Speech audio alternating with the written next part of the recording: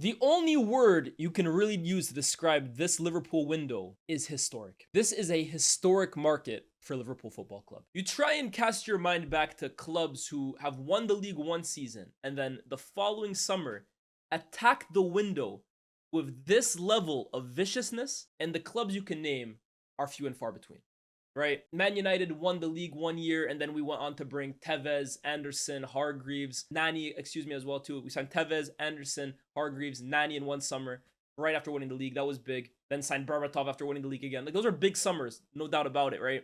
City, I've seen them win the league and then go on to bring Mahrez, and then another year they brought in Haaland. Like, right? Those are big signings. But to the level of Liverpool this summer, the only one I can really remember off the top of my head is Chelsea 06-07. The season prior, 05-06, they won the league. In that same summer, they went in and brought Michael Ballack, one of the best midfielders in Europe, flat out. Andrei Shevchenko, one of the best center forwards in Europe, flat out.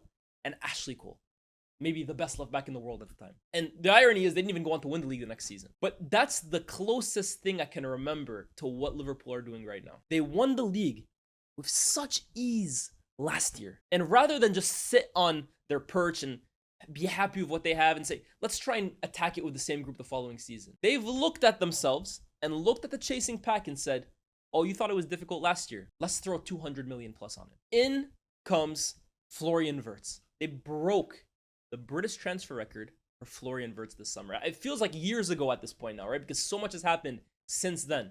But let's not forget, they spent over, what, like 120 million to bring Florian Wirtz in. That happened this window.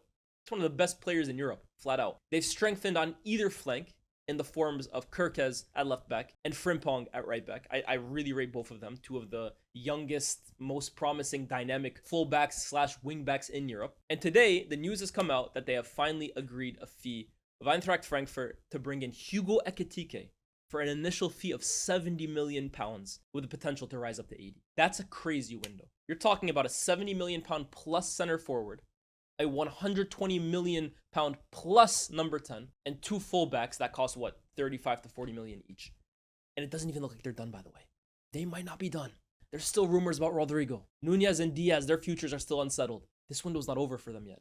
And look at the position of power they find themselves in. This level of ambition from Liverpool Football Club, I spoke about it after the Wirtz signing. It was impressive then. This now is just becoming scary. It's becoming scary. We heard about the news earlier in the week, how they approached Newcastle with interest in signing Alexander Isak for around 120 million. And I told you guys I didn't see it happening. Lo and behold, it's not going to happen because Newcastle, guys, with 3 years left on their deal, as I told you guys, that's unrealistic. It's unfathomable for Newcastle to let him go for anything less than 150 million. They still hold a lot of power in that situation, despite Isak's head maybe being a little turned, maybe feeling a little unsettled. He doesn't have that much power in the situation. Unless a club comes in for 150 million, I don't think you're getting Isak this window.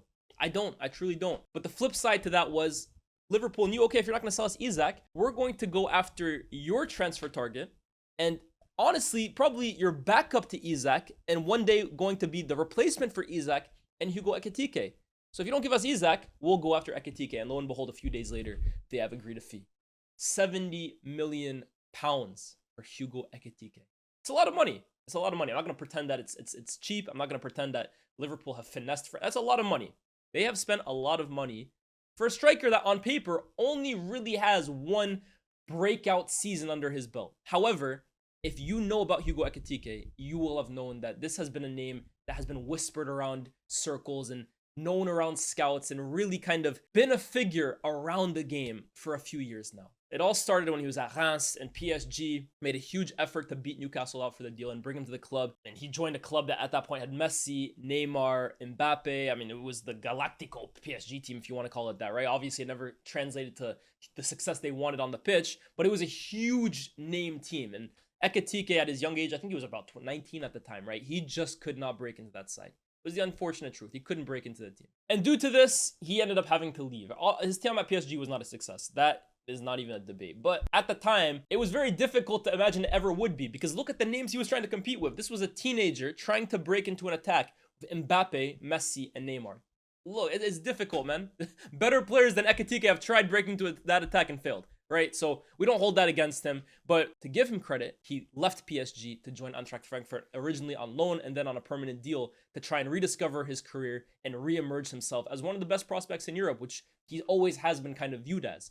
And at Frankfurt, it was a bit of a slow start, but this past season, he absolutely exploded. Alongside Omar Marmoush, who of course we now know as Manchester City's attacker, the two of them formed a ridiculous front two that for half a season dominated the Bundesliga. Those two were the best front two, maybe in Europe, because look, we don't really view front twos anymore in Europe. How many teams actually play with that? You have Lautaro and Thuram at Inter, but a lot of sides really only play with one up front. And in Marmoush and Ekitike, it was really an old school big and little and large front two in the same shape of what Crouch and Defoe, if you want to call it that, Heskey and Owen. We don't really get to see it anymore, but that's really what it kind of looked like. Omar Marmoush kind of picking up the pockets in behind Ekitike. Ekitike being a bit of a target man, but also so technically gifted. I'm going to talk about what Ekitike brings to Liverpool and what he brings as a player in general, but the two of them had such a nice chemistry together. Marmoush picking up the scraps, Ekitike drifting off the left, cutting in, beating players, feeding Marmoush as well too. They were unstoppable. And even when Marmoush left the club in January to join City,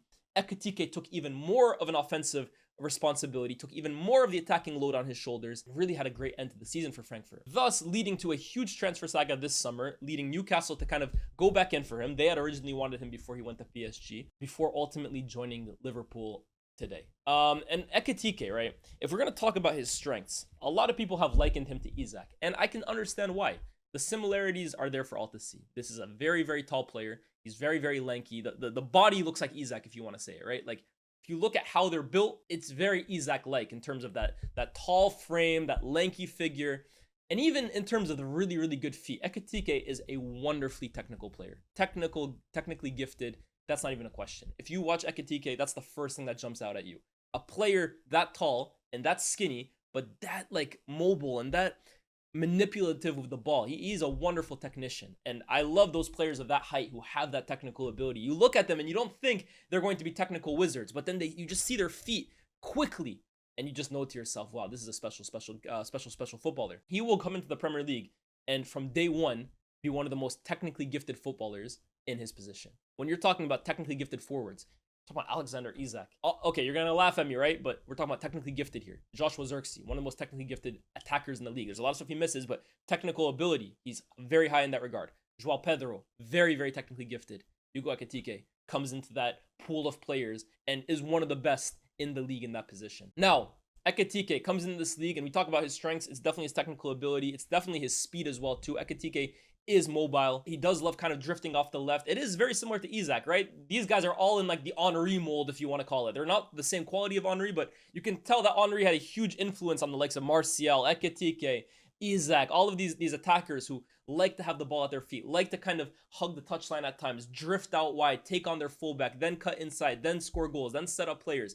It's very much Henry-esque if you want. So Ekitike is of that mold of player. But if we talk about his weaknesses, I think first and foremost, his physicality. Yes, he's tall, and yes, it has improved, because I think earlier in his career, it was a huge setback for him. He was just too lightweight, and I think it has improved a little bit, but it's still a question mark for Ekitike. Physically, he is a little bit of a lightweight. You can kind of bully him, and it makes sense when you look at his weight, right? That's something that I think is going to come with time and development. Secondly, I think his finishing at this current moment could use some work. Truthfully, I think it could use some work. He scored 15 goals in the league last season. Ultimately, though, I think he does still miss a number of chances that when you look at the best strikers in the world, you would expect them to finish. And at 70 million pounds, there will be an expectancy from Ekitike to be a lot more clinical than he has been in the past. However, when I look at Ekitike, he doesn't strike me as a player that can't improve his finishing. Why do I say that? Ekitike has a remarkable air of composure to him. He's very, very calm when he plays, and he's very, very composed. So when I see some of the finishes that he misses, I almost feel like it's more technique at times rather than like just losing your mind. Like Darwin Núñez, for example, who he is ultimately going to replace. Darwin Núñez has a lot to his game. He's fast, he's athletic. I think technically he's actually pretty underrated. I think Núñez has a lot of good tools about him, but the biggest downfall to him at Liverpool was, in my opinion, his IQ. Seriously, I've never seen a player at that, or I don't want to say never, but I've seen very few players at that level possess so many good things about them, but ultimately their decision-making and their IQ kills them nearly every single time. Núñez had some of the most boneheaded moments in a Liverpool shirt that you will see. And it often came with his final touch, his final pass, his shot, trying to chip the keeper when he should just slot it past, missing open goals. And I honestly think it's just a question of footballing IQ. And it's something that I always think when we analyze players, it's something that so many people miss. We focus so much on the physical traits of a player. It's similar to Rasmus Højlund when he came to Man United. Everyone was talking about how fast he is, how strong he is, how tall he is, how athletic he is. Those are all things that can be measured, that they can be quantified. Something that can't be quantified when we talk about footballers is their IQ. You have to watch them to know it. No one can quantify Darwin Núñez's IQ or lack thereof. You just have to see it. With Hugo Ekitike, that's not a question for me. I know he's a very, very intelligent footballer. And that's why when I look at his finishing at times, I feel like it's more something that's a technical flaw in his game. I feel like his finishing, it's something that can be improved on in the training pitch. I think he can go on to be a much better finisher. And when I look at Ekitike right now, it's a similar maybe problem that we looked at with Isak before he joined Newcastle. Isak, before he joined Newcastle, I think like scored 5 or 6 goals for Real Sociedad the season before in La Liga. And when he made that big money move for £60 million to Newcastle, a lot of people said, really, £60 million for a guy who only scored 5 goals? That's a robbery. And then he went on to score more goals his first season at Newcastle, then his second, then his third. He has improved his goal scoring year in, year out. And it's why I oftentimes think when we look at GA for a player, goals and assists, just look at that naked stat. I think it's a flawed way of looking at footballers, because what are goal contributions, right? Obviously, it's whether you're scoring or assisting, but what determines that? First and foremost, your quality as a player, for sure. Better players will score more, I get that. But also, I think it's also your environment, the coach you're playing under, the situation you find yourself under. How many goals is your team scoring? How many chances is your team providing? Are you being platformed in the best way? What's your development like? I don't think looking at numbers is just as black and white as saying, oh, he scored 20 goals here, he's going to score 20 goals there, right? Or he scored 5 goals here, so he's only going to score 5 goals there. I think Ekitike, his numbers have the potential to skyrocket in a better situation. And that's not to say Frankfurt's not a good place to develop as a player. You look at the strikers that Frankfurt have kind of sold on for massive fees over the last few years. Very clearly, Frankfurt know how to get the best out of center forwards, whether that was Kolo Muani, who went for 95 million euros to PSG a few seasons back. You look at Aller, you look at Jovic, you look at Marmoush. This is a team that knows how to produce and then sell off center forwards for big money, and Ekitike is the latest one to do so. But do I believe that just because Ekitike only scored 15 goals last season, he's going to score 15 goals at Liverpool next season and the season after that? And there's no potential for his numbers to skyrocket. Look at Mohamed Salah before he joined Liverpool. Yes, his numbers were pretty good at Roma, but he was never scoring 30 goals a season at Roma. He was getting there. He was clearly had a lot of potential, but you took him from that Roma situation where it was a good team, but not an elite team. And then you moved him to Liverpool, where all of a sudden he's being fed this many more times through in front of goal. And Klopp is his manager, and he's got Trent behind him, and he's got Firmino is providing for him. All of a sudden, his numbers skyrocketed. It's similar to I see Rodrigo now at Real Madrid. People are saying he only scored 5 goals in the league last year. Well, why did he only score 5 goals in the league last year? First and foremost, because he's playing off the right, which massively hinders his ability to find himself in optimal goal scoring positions for him. Oftentimes, he's having to cut in on his left, or he's shooting from an odd angle. And secondly, he's not the main man on that team. Most of the chances are not falling to Rodrigo's path. They're falling to Mbappe or Vinicius because of the way the team is designed. He's not playing as many minutes as the other two. So looking at Rodrigo's numbers and just saying, oh, he's only scored 5, so he can only be worth this amount of money, whereas this guy scored 20, so he's worth more. It's not as simple as that. Look at player profiles, look at player skill sets. And when I look at Ekitike, I think he has everything it takes to develop into one of the best center forwards in Europe.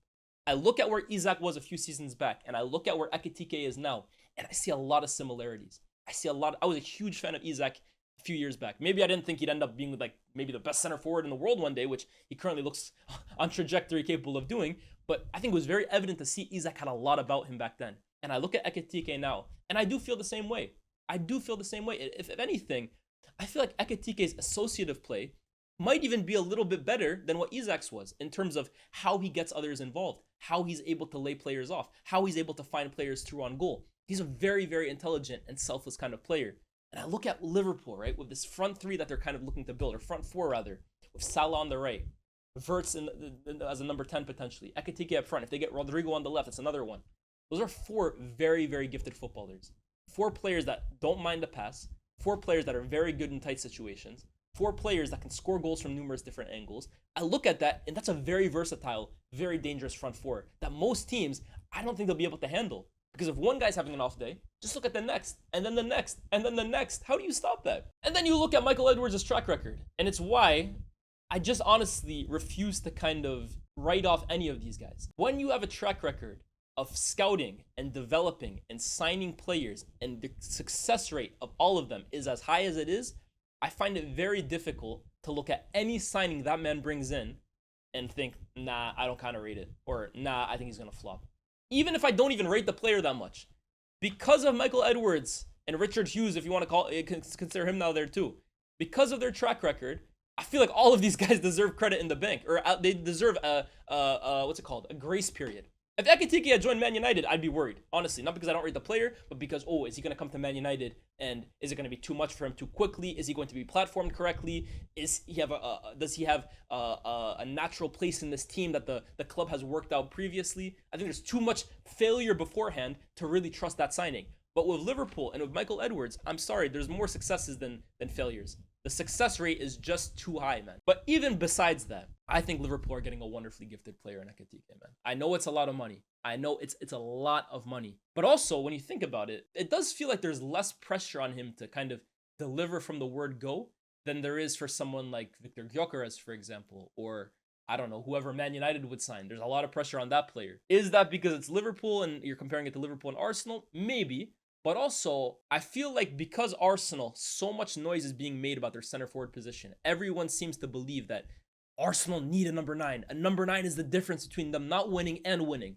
It almost feels like whoever they do bring in to be the number 9, all eyes will be on them from the word go. Gyökeres, if he comes in, so much noise has been made about that position and about him that he cannot afford to fail. He cannot afford to go off to a slow start. If Gyökeres doesn't score for 5 games in a row at the start of the season, the pitchforks will be out because of how much has been made about that situation.